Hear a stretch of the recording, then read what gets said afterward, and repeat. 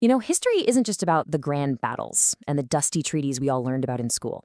Sometimes the most fascinating, the most human stories are tucked away in the footnotes, these bizarre, forgotten moments that tell you so much more about legendary figures and even about the origins of stuff we use every single day.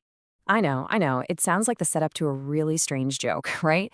An emperor, a president, a queen, and a bottle of ketchup walk into a bar. But seriously, stick with me here, because the answer ties them all together in a way that might just change how you look at the past.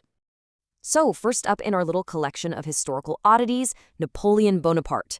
We all know him, right? The military genius, the man who redrew the map of Europe, a guy pretty much defined by absolute power and control. Then, of course, we've got Abraham Lincoln. The great emancipator, a president who has become this powerful symbol of unwavering integrity and moral strength. And after him, there's Cleopatra, the brilliant, totally enigmatic last pharaoh of Egypt. I mean, her name alone is legendary thousands of years later. And finally, yeah, a simple bottle of ketchup. Seems a little out of place, doesn't it? Well, trust me, each of these holds a secret, an overlooked story that is just too good not to share. So let's open up this cabinet of curiosities. We're going to start with the emperor. And I want you to really picture this. Napoleon is at the absolute peak of his power. He's just won a massive victory, and he's ready to celebrate. You'd think there'd be a huge parade, maybe a fancy state dinner, but what he actually got was a fluffy, furry, and completely chaotic disaster. So the year is 1807. Napoleon has just signed the treaties of Tilsit, which basically ends the war between France and Imperial Russia. It's a huge deal. So to celebrate, his chief of staff decides to organize a classic, high society event, a rabbit hunt. Simple, elegant, a perfect way for the emperor to unwind. I mean, what could possibly go wrong?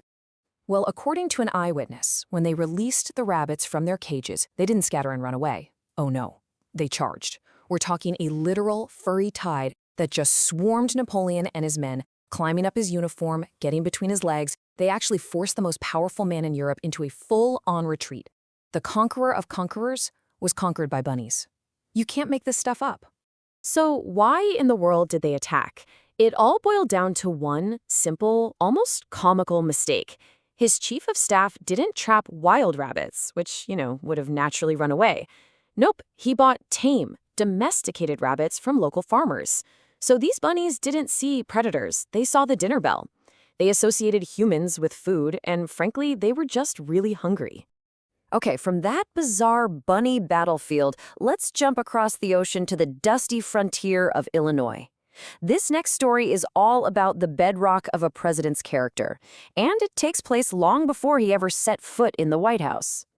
So back in 1831, a young Abe Lincoln is new in town, and he gets roped into a wrestling match with a local tough guy, a fella named Jack Armstrong.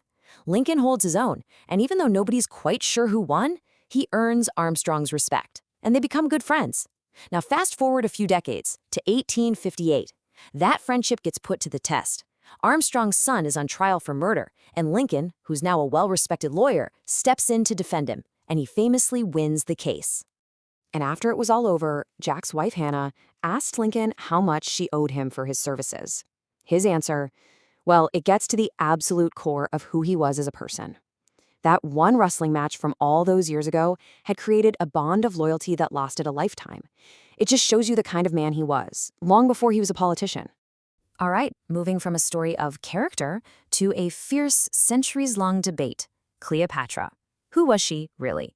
The question of her ethnicity has become a major flashpoint recently, so let's just take a step back and look at what the historical evidence actually tells us.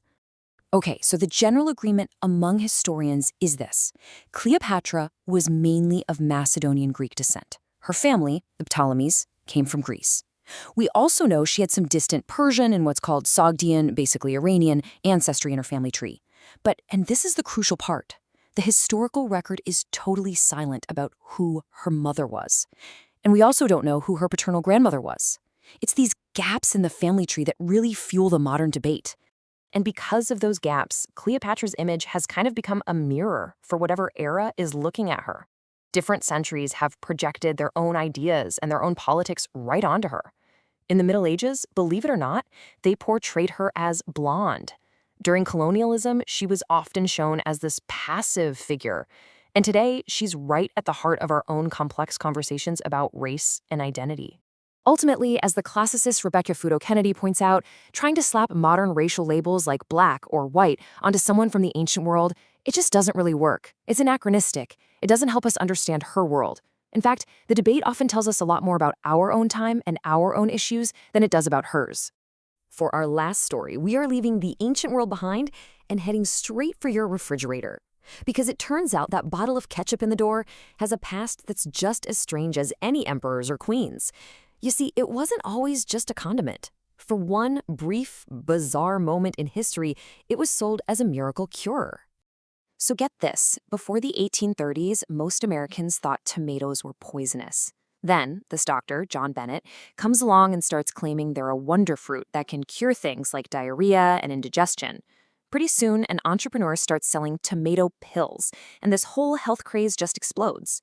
People were absolutely convinced that ketchup was a cure-all. That is, until the 1840s, when all the claims were debunked and the whole thing was dismissed as a total scam. Just snake oil. But here's the final twist. While ketchup itself might not be a miracle medicine, Dr. Bennett was kinda onto something.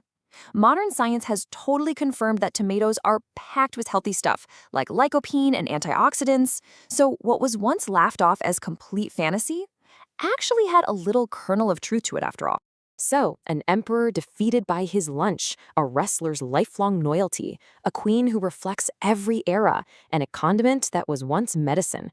What's the thread that connects them all? They all show us that history is not just a static list of dates and facts that you have to memorize for a test. No, it's a collection of these surprising, weird, human footnotes. These strange detours are what really challenge and redefine what we think we know. It just proves that the most telling details, the most fascinating stories, are often found when we just decide to look a little bit closer. Which leaves me with one last thought for you. Whether it's in a history book you own, or maybe just in a simple bottle of ketchup in your fridge, what hidden history is waiting on your shelf?